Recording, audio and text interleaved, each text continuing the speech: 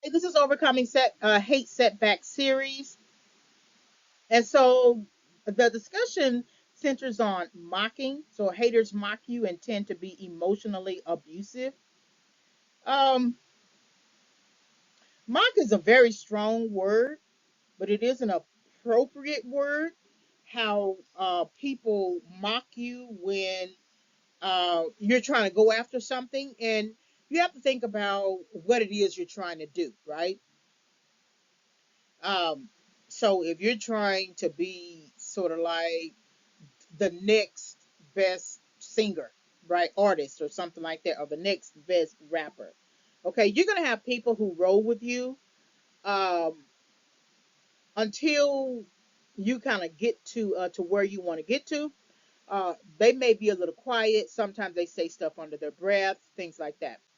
But for the most part, they try to be quiet because they want something that you got, right? But then you have some bold people um, who tend to look at what's going on with you and mock you. And they can also be emotionally abusive. These are people, when you're having a conversation, they kind of laugh a little bit. They try to get everybody in on the laughter, right? It has the same effect as pointing at you and laughing, right? And I wonder sometimes about this, about the emotionally abusive aspect of it and how it ties into mockery.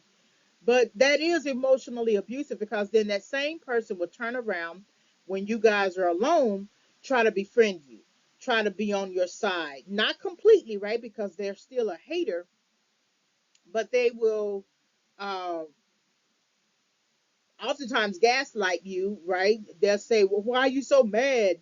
You can't take a joke, right? That type of thing." But then when everybody has left the house, they'll sneak into your room and say, "Are you okay?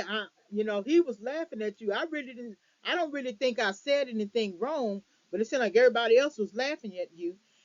But they were the people who actually initiated the whole mockery incident.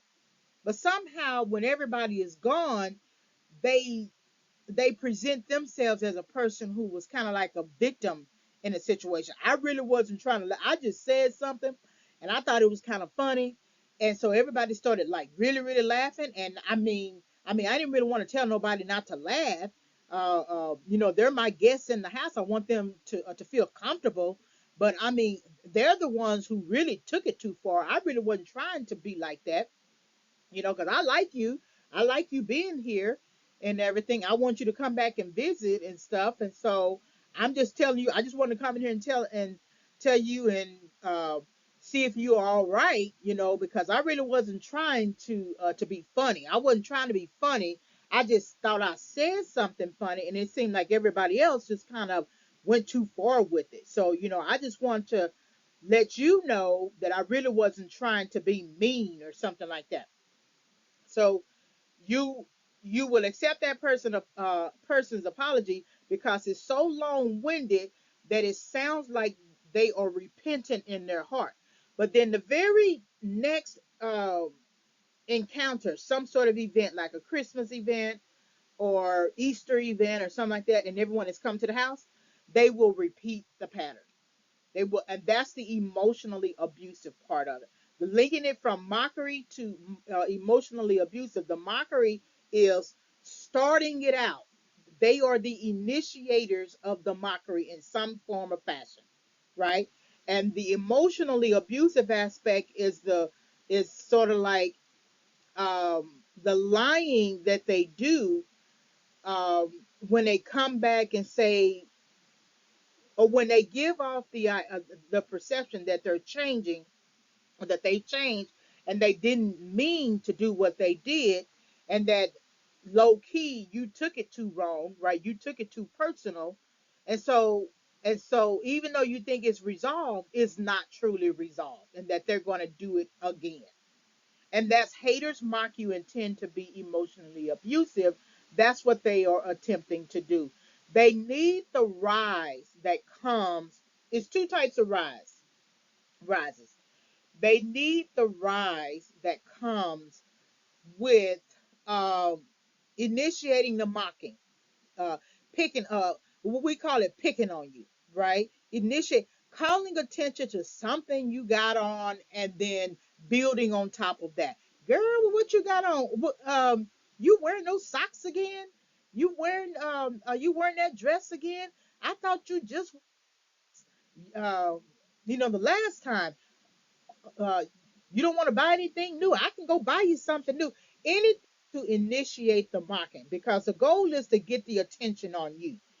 People who are haters don't want the attention on themselves. Even in a very innocent situation, innocent as people have come over for Thanksgiving to eat Thanksgiving. That's a extremely innocent situation. It does not need a boxing ring. It does not need shouting. It does not need accusatory language. We're over here to eat. That's it. We're here to visit, talk, eat, and then we go home. So even in innocent situations, haters don't want the spotlight on them. And the irony is, it's their house. Why would you invite people over knowing that you don't want the spotlight on you? It doesn't make any sense, right? But I think it goes back to the two rises, that they like the rise in initiating the mockery of some sort of you, and looking at the faces of people who respond. And then after that, those people now join in the mockery. Okay, that's it. That's that, right? Call that A.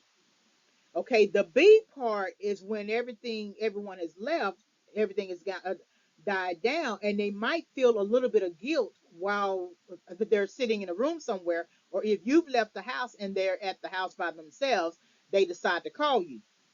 Okay, the rise comes in when they try to make you feel like you were the one who took it too personally, and that they really wasn't trying to be funny or something like that.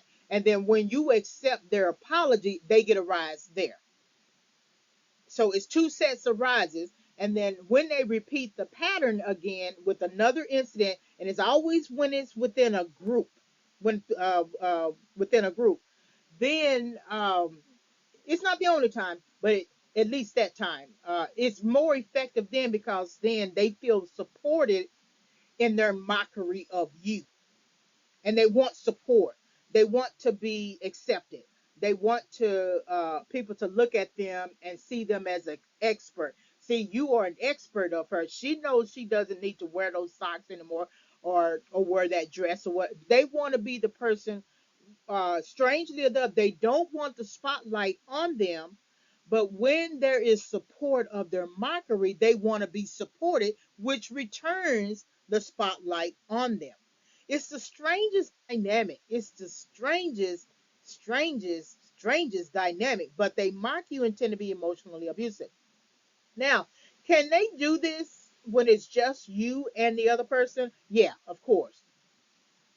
What The mockery might come in the form of them making faces, or they might decide in mid conversation to get up and walk out. Right here it is, you're trying to explain something, and all of a sudden they get up and walk out, and then they leave you to yourself for, I don't know, 10, 15 minutes. You think they're going to come right back. So then that's emotionally abusive, because then you get quiet because you are passive aggressive about the situation. Okay, and you think, okay, why are you doing this? I was just talking. And it's the type of situation that you can't really speak up.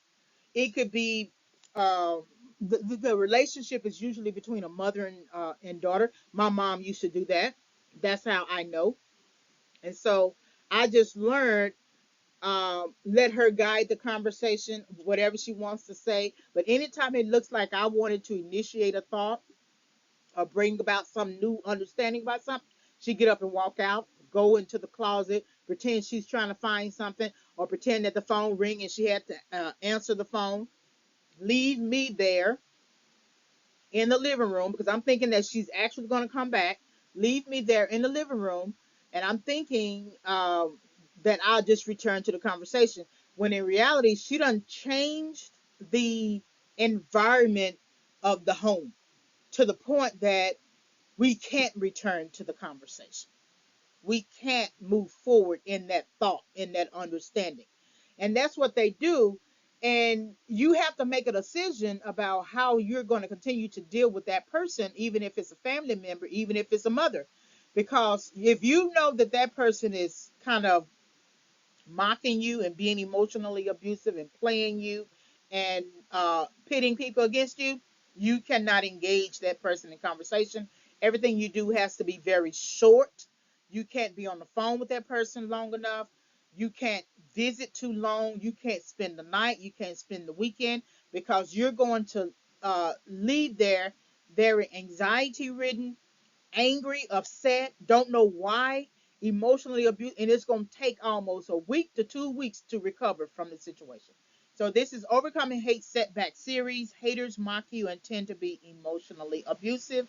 Visit VirginiaWhiteFavors.com for more tips. Thank you very much for listening.